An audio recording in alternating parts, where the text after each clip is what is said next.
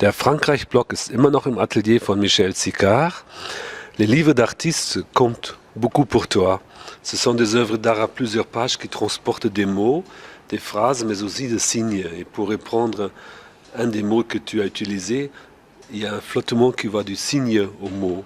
C'est la matérialité du livre qui fait allusion au livre qui est important ici.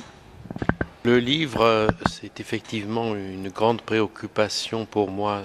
J'en fais depuis le début des années 80 et je voulais en quelque sorte relier mon activité poétique euh, à l'activité plastique. Et donc j'ai imaginé ces petites machines assez complexes avec des dispositifs très calculés où il y avait beaucoup de matière qui se mettait entourer les pages. C'est-à-dire que les pages étaient par exemple au début aspergées, parce que c'est le titre d'un des livres, Aspersion. Et intempérie, c'est la même chose. Il y a des pages qui sont littéralement aspergées et qui donc disparaissent sous la matière. Alors donc il y avait une espèce d'équivalence pour moi entre la façon dont on écrit des lettres et la façon dont on lance des gouttes. Voilà, il y avait deux types de signes différents, signe verbal, signe iconique, et j'essayais de les faire résonner ensemble dans ce petit concert qui était le livre d'artiste. Est-ce que j'ai bien compris que tu as dit des machines? Oui, parce que c'était un petit peu des bombes à retardement en quelque sorte, parce qu'au départ, on a l'impression que c'est un livre illustré, donc on feuillette pour regarder les images, mais en fait, c'est beaucoup plus complexe que ça. C'est-à-dire que dans tous les livres d'artistes que j'ai faits, la question du dispositif est essentielle. C'est-à-dire c'est un ensemble de pièces très calculées, agencées les unes aux autres. Et donc quand on tourne les pages, on déclenche un événement que le lecteur n'avait pas vraiment prévu. Par exemple, on arrive à un rétrécissement de la vision parce que les touches sont à l'intérieur, une sorte de rond de serviette dans intempérie. Et donc on est obligé de se focaliser à tel endroit du livre. Et au contraire, on tourne la page suivante et on est full over, on est bord sur bord et on est immergé. Donc il y a un phénomène d'immersion. Donc tantôt on vous met la tête au-dessus de l'eau, tantôt on vous plonge dans la matière. Et donc à chaque fois c'est une surprise, c'est la machine qui travaille pour le lecteur pour déclencher un type d'événement. Cette mise en valeur du livre m'intéresse, surtout prenons un exemple à l'orée des ténèbres de 2004. Oui. Ce livre, on l'ouvre avec deux couvertures. En fait, c'est une approche très ancienne de s'approcher de l'art. Tu as pensé à un retable dont on ouvre les deux portes battantes. Oui, ce livre que j'ai fait avec Mojgan, donc se présente comme deux fois plié, parce que d'habitude les cahiers, traditionnellement dans un livre, ils s'ouvrent avec une espèce de bipolarité. Il y a la page de gauche, la page de droite, puis même si c'est des cahiers de 16 pages, ça se referme toujours de la même façon. Mais là, il y a une pliure supplémentaire, c'est-à-dire que la page de gauche et la page de droite sont elles-mêmes pliées encore une fois. Et donc, effectivement, quand on ouvre le livre, on sort de la couverture en quelque sorte. Ça fait, comme tu dis, un retable. Et donc, ça permet de naviguer dans 4 pages ouvertes devant nous au lieu de 2. Voilà. Et donc, on a l'impression que le livre va à l'encontre du monde, va à la rencontre du monde. Et c'est toujours ce que j'ai voulu, au fond, que le livre soit un espace transitionnel entre soi et le monde. C'est beaucoup plus qu'un e-book. Alors, dans le e-book, dans les livres informatiques, de toute façon, ça vient toujours du livre, mais on voit qu'une seule page. C'est-à-dire, l'écran, c'est le vertige de la page illusionniste. On vous dit, plongez-vous dans la page du livre et vous allez être sauvés. Mais là, les livres que je fais sont au contraire pour ne pas nous sauver, pour déniaiser la croyance qu'on a dans le livre.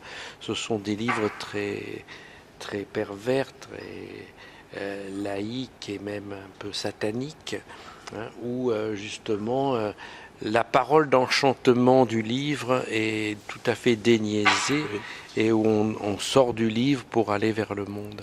À l'orée des ténèbres, comme s'appelle un de ces livres d'artistes, signifie le départ d'une journée nouvelle. Mais cette fois-ci, je me trompe peut-être sur la relation entre le titre et l'œuvre. Oh ben, l'orée des ténèbres, c'est aussi ce phénomène de nuit dont on parlait à propos des peintures, c'est-à-dire que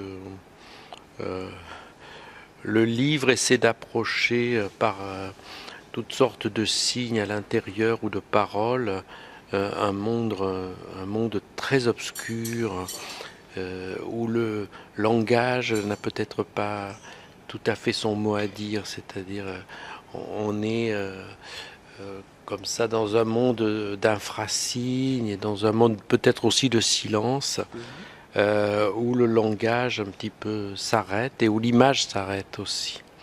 Donc on a des noirs et puis des signes très profonds aussi où il faut interpréter un peu comme les augures ou bien il faut trouver son chemin à l'intérieur d'un monde de ténèbres qui n'est pas facile mais où quand même bon le livre apporte peut-être une solution, c'est-à-dire que de toute façon on est dans un monde qui commence et qui finit quelque part, parce qu'il y a un certain nombre de pages, et que donc, voilà, c'est quand même quelque chose qui trouve en soi-même sa solution.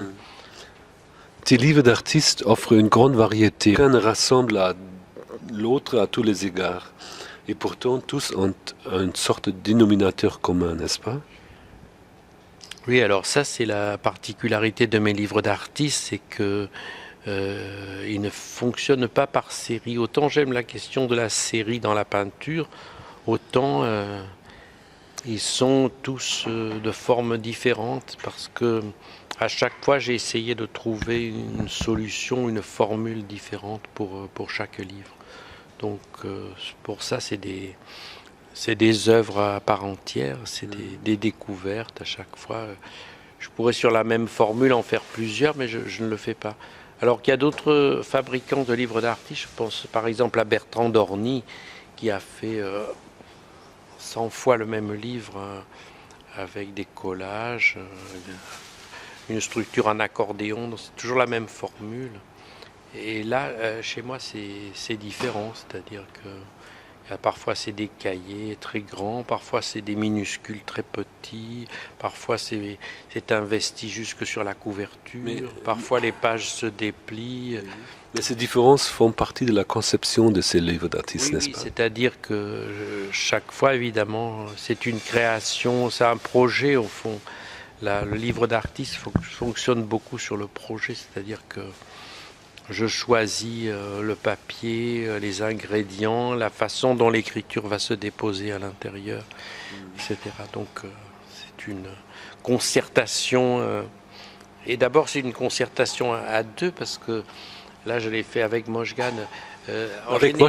Excuse-moi, avec Moshgan, vous formez un couple d'artistes, n'est-ce pas? On forme un couple d'artistes, donc on fabrique tout à deux. Et comme les livres étaient souvent faits avec un poète, etc., là, on a choisi de faire des livres d'artistes. Et alors, le duo est particulièrement bienvenu parce que très souvent, pour faire un livre d'artiste, il faut être deux si on veut faire un livre qui ait du texte. Et ce sont des livres de dialogue, comme disait Yves Perret. Et donc, pour dialoguer, il faut être deux. Et là, ça marche particulièrement bien parce que donc... moi, je fais les écritures et Moshgan les signes picturaux, les plages de peinture, etc. Et on a donc une espèce de collusion ensemble et puis de dialogue entre une chose et une autre. Je voudrais encore insister sur le côté livre. Les livres d'artistes illustrent et fortifient ce que le livre peut transporter comme image ou comme message. C'est ça? Alors, je ne sais pas ce que le livre, c'est une grande interrogation, transporte comme un message. J'ai été beaucoup influencé par des gens qui ont parlé du livre. Je pense au poète Edmond Jabès et peut-être aussi à Borges, qui était directeur du bibliothèque. Et bon, dans certaines nouvelles, comme la bibliothèque de Babel, n'est-ce pas, il y a une très grande interrogation sur ce que c'est que le livre. Et j'avoue que plus j'avance, moins je sais ce que c'est qu'un livre. Euh, Au début, je pensais que c'était un instrument de vérité. Je crois que chez Jabès, il y a une phrase comme «Il n'y a de vérité que d'un livre». Mais en fait, je me suis rendu compte qu'évidemment, le livre est le domaine aussi de la fiction, donc du mentir vrai ou moins vrai. Et que du coup, faire un livre n'est pas forcément établir la loi ou la vérité. Et donc, j'ai pensé que si ce n'était pas le lieu de la vérité, c'était peut-être le lieu de l'errance. Et donc, j'ai essayé d'ouvrir le livre le plus possible. Et donc, dans les derniers livres que j'ai fait avec Mojgan, là, il n'y a plus en gros que la couverture du livre, mais même pas la couverture du livre même, mais le carton qui entoure la couverture, le carton en carton ondulé, sur lequel j'ai peint des signes qui sont un peu comme des écritures archaïques. Et Mojgan est revenu avec de la peinture blanche sur ces écritures qui sont donc en partie effacées. Alors évidemment, ça nous fait rejoindre la vieille question du palimpseste, c'est-à-dire que ces livres dont on effaçait l'écriture pour réécrire autre chose dessus.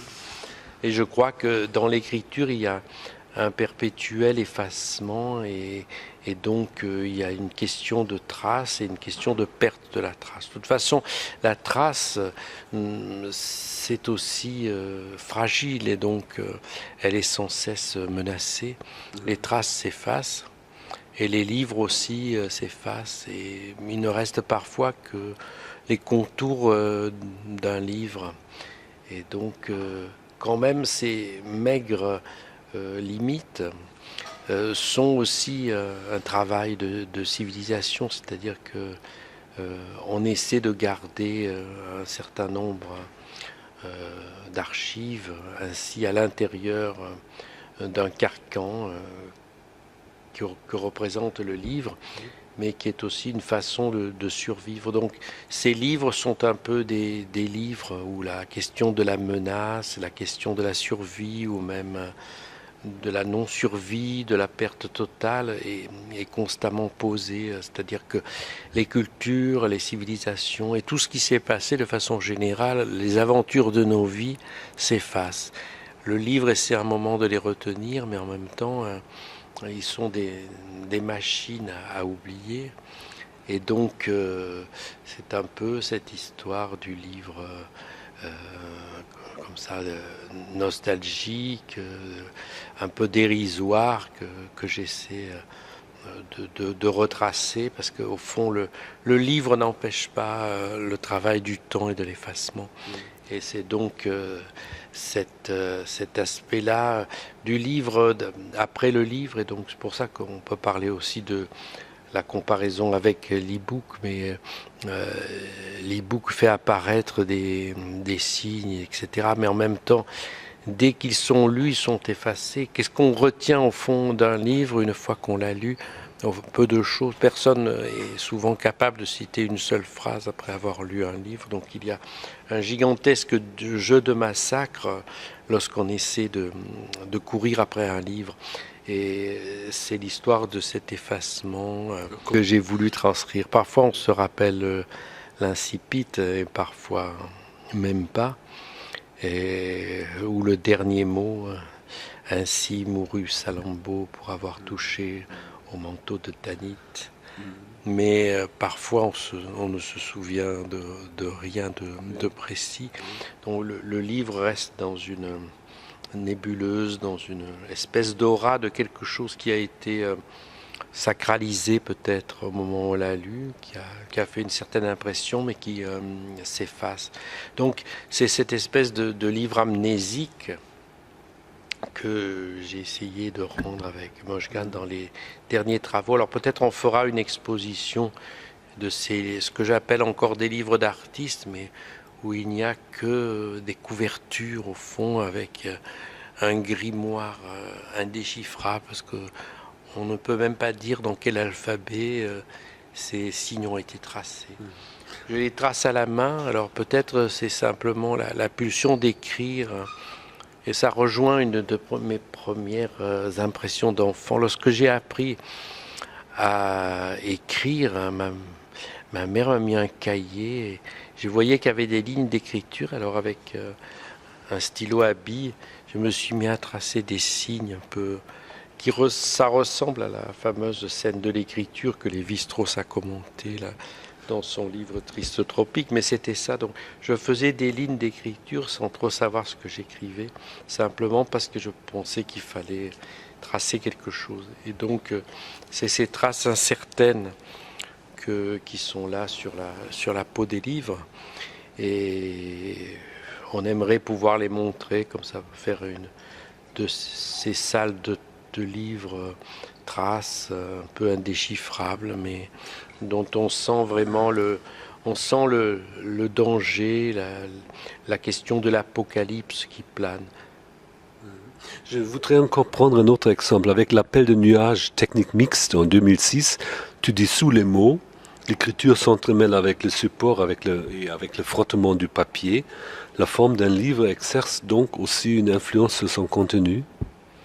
Alors, dans ce livre-là, il y a effectivement un recouvrement complet des écritures, et donc la trace est perdue, le texte lui-même est perdu, le texte devient illisible. On a beaucoup réfléchi sur la question de l'illisible. L'illisible ne permet pas de capter un message en termes de sens, mais il permet quand même de voir quelque chose là où ça a été écrit, et de voir le tremblement initial que cette écriture a fabriqué justement dans le reste, c'est-à-dire dans ce qui reste, comme dans ces signes là-bas. Il y a quand même quelque chose qui est peut-être le plus fondamental que si on avait tracé un message dans le sens de la signification. Lorsqu'on note la signification, alors il reste une espèce d'impulsion qui est visible dans la trace même, et qui est une autre façon non alphabétique de découvrir l'écriture, c'est-à-dire par sa forme.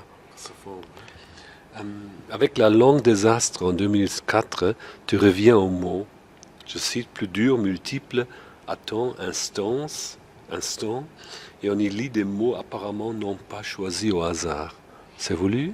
Là, il y a un texte qui est assez lisible, il y a une écriture dans ce livre, La langue des astres, où on peut effectivement capter des mots. Ils sont quelquefois cachés, mais quelquefois ils surnagent, et donc on a toute cette poussière d'étoiles qui revient à travers les nébuleuses de la matière. Donc ça va tout à fait dans notre histoire de dark energy qu'on évoquait tout à l'heure, c'est-à-dire que l'écriture vient entre deux masses. Au lieu d'avoir du blanc, on a aussi des mots. Et c'est vrai que les mots sont quand même des façons de faire un cri, faire quelque chose, faire une évocation entre des endroits différents ou des points différents.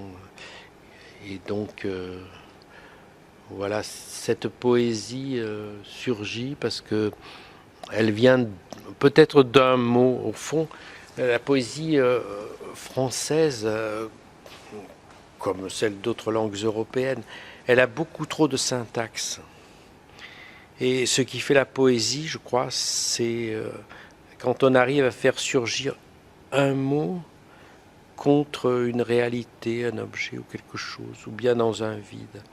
Alors le mot lui-même s'éclaire comme astre ou étoile ou langage. Il devient presque un objet, n'est-ce pas? Il devient un objet et aussi un début de résonance, c'est-à-dire qu'il se met à capter des flux et des ondes et il se met lui-même à essaimer vers d'autres choses. Et donc là, l'imaginaire peut vraiment se lever. Si on met une syntaxe, on arrête le sens.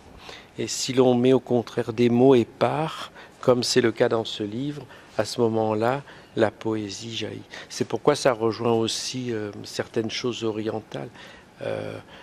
Avec leurs idéogrammes, les Chinois, par exemple, n'ont pas eu la même façon de s'exprimer que nous, c'est-à-dire que une réalité est traduite par un dessin, et parfois deux idéogrammes qui se mettent côte à côte et qui veulent dire alors autre chose ensemble, mais il n'y a pas l'énonciation, sujet, verbe, complément, etc.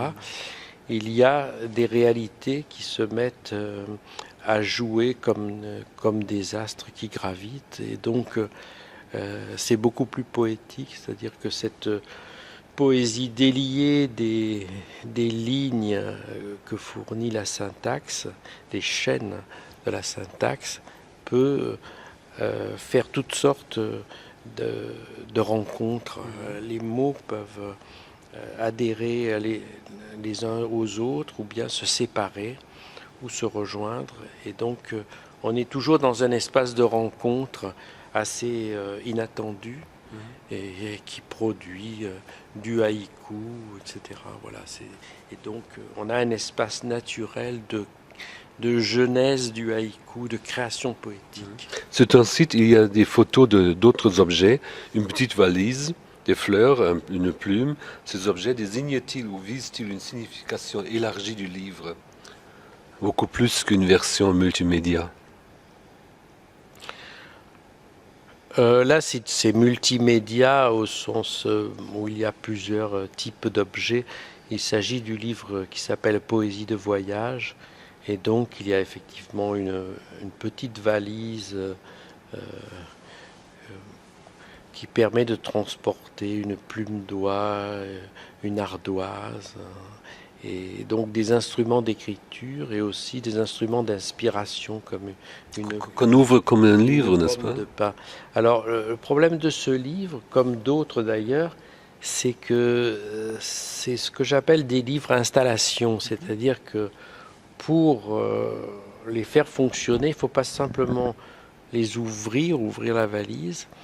Il faut les installer, c'est-à-dire prendre par exemple une table ou un autre support, un drap, etc.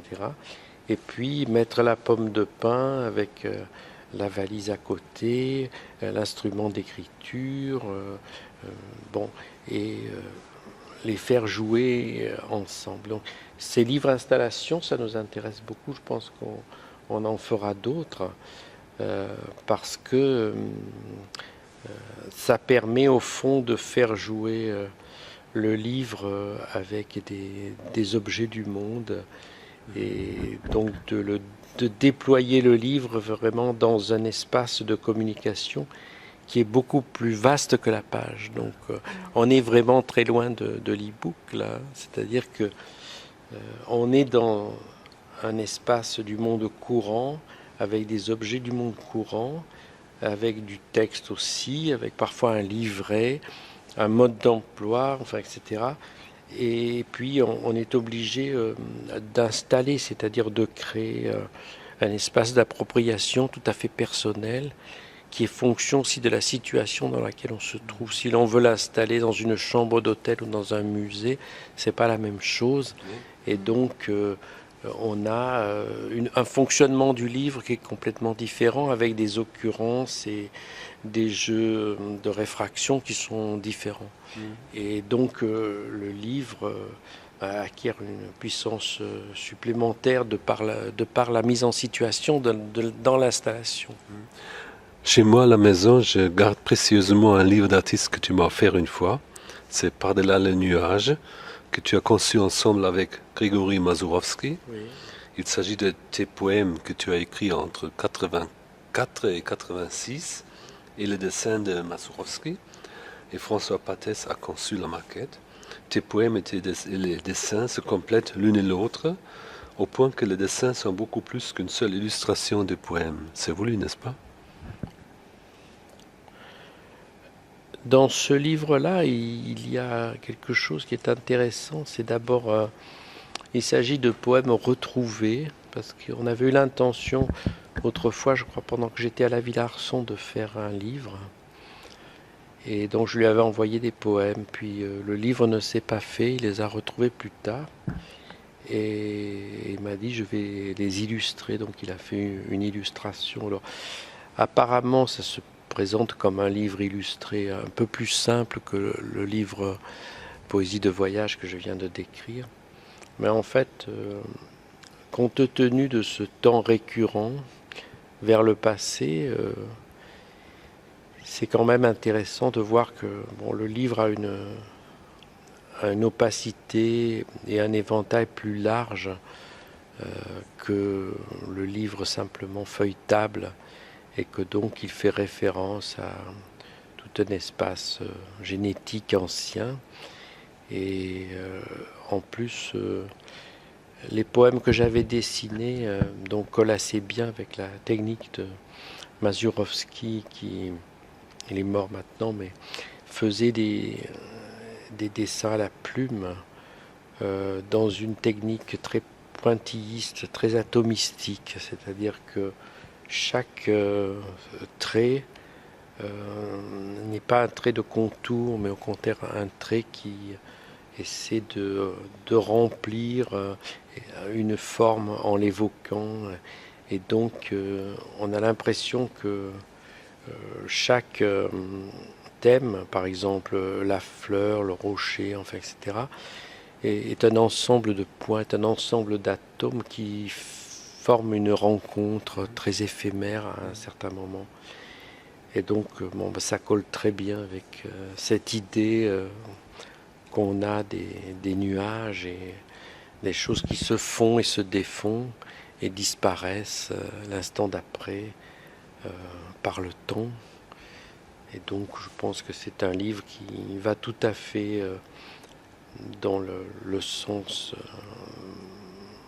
mental de ce qui nous anime, bien que moi-même je n'aurais peut-être pas fait un livre sous cette forme-là, qui est un livre classique d'illustration, mais je pense que par toute cette thématique-là et cette technique, donc ce livre est quand même fait sur l'horizon d'une sorte d'éclatement de l'image et du texte, et qui ensemble forment quand même aussi un haïku. Voilà. Merci bien, Michel.